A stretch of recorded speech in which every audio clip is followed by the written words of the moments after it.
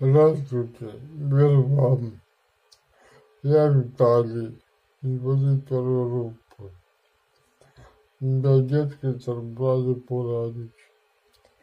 Хочу поделиться вот вам Божьему.